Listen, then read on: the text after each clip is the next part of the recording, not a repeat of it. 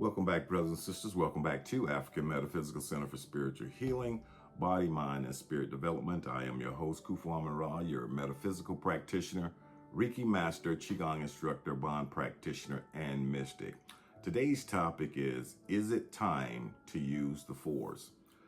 You know, the other morning around 4:15, my son sent me a text, and he sent that because through that week, he was kind of getting harassed on the job. And the main thing is he told me that he was sorry in the text after we finished speaking, that he had texted me so early in the morning, but his plane was leaving out, going back to New York around 6:15 that morning. I responded and told him it was cool because I was up since 3:07 a.m. anyway. And he asked, Dad, why? And I told him, I said, son, when I get my downloads, this one happened at 3:07 this morning, so I was up anyway. So here is what came through. You've learned your shadow. You've practiced the dark arts. You've mastered the breath that moves mountains from within.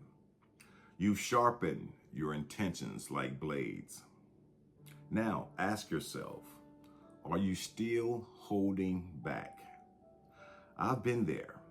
I've sat in meditation connected to Source, felt that infinite love flowing through me.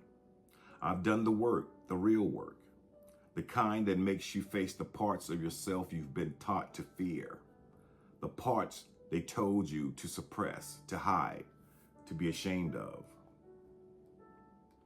But here's what I discovered.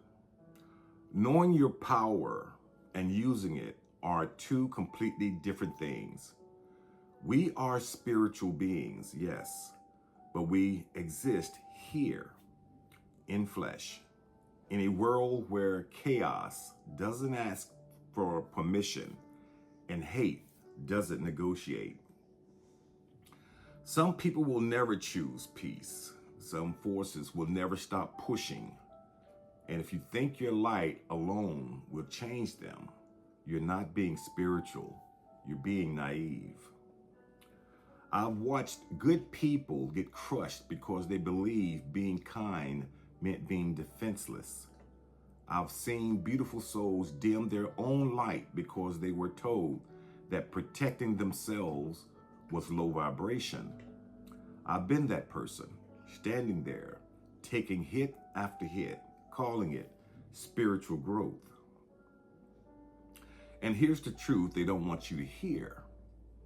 Love isn't weakness. Love is not surrender. I believe in love with my whole being. I believe in compassion and understanding and holding space for healing. But I've never believed in turning the other cheek while someone strikes you down. That's not enlightenment. That's self-abandonment. That's not unconditional love. That's unconditional access to your energy, your peace, your power. Your power isn't meant to stay dormant. Your shadow wasn't meant to be overstood and then buried again. The force you've been building, the breath, the magic, the knowing, it's not decoration. It's not something you put on a shelf and admire. It's a weapon and a shield.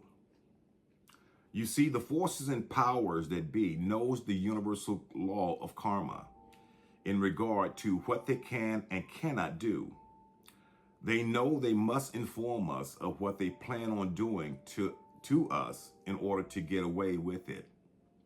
Basically, disclosure.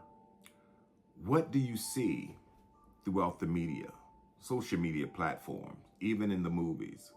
They are telling us right now. I've spent years building this force within me, hours of breath work and meditation that cracked me open, nights diving into the dark magic that society fears because it can't control it, moments of absolute clarity where my intentions became so sharp they could cut through dimensions. And I didn't do it all of that to stay small. Neither did you. This is my disclosure to you. There comes a moment when spiritual bypassing becomes spiritual cowardice, when staying positive becomes complicity, when your silence feeds the very darkness you claim to oppose, when your refusal to act becomes the very thing that allows evil to flourish. I'm not telling you to become what you hate. I'm not saying abandon your principles or your heart. I'm saying this: your love can have boundaries. Your light can have limits. Your spirit can be fierce and sacred. So I'm asking you directly, is it time to use the force? Not recklessly, not from ego, not from a place of revenge or unhealed wounds, but from that deep, ancient place where your spirit meets your spine, where your love has teeth, where your light casts shadows that protect what's sacred, where you finally understand that being powerful doesn't make you the villain. Sometimes it makes you the only thing standing between chaos and everything you hold dear. You are not here to be a doormat for the universe to test. You are not here to prove how much you can endure. You are not here to be a passive observer or of your own life while others take and take and take. You are here to be a force. I'm done pretending that power is something to apologize for. I'm done watching people with pure intentions get devoured by people with none. I'm done being told that defending myself means I'm not evolved enough. I've evolved past the lie that surrender is always the answer. So, stop asking for permission. Stop waiting for the right moment. Stop looking for a sign from the universe that it's okay to finally stand in your full power. The world doesn't reward hesitation. Predators don't respect politeness. And your enemies, yes, you have them. They're not waiting for you to be ready. The force you've been cultivating, it's been waiting for this moment. For the moment you finally say enough. Unleash your power. The time is now. Not tomorrow. Not when you feel more ready. Not when conditions are perfect. Now.